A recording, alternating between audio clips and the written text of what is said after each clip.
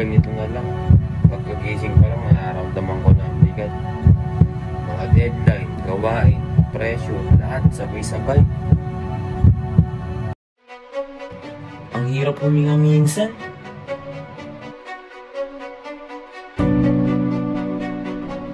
Parang kahit anong gawin ko, kulang pa rin.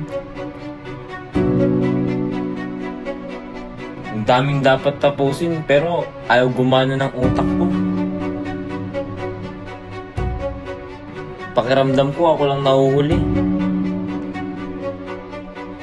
Nakakapagod. Sobra.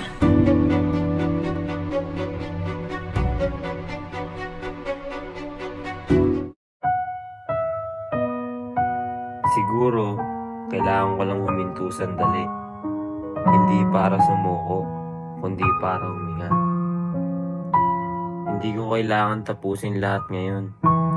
Kailangan ko lang kalmahin yung sarili ko.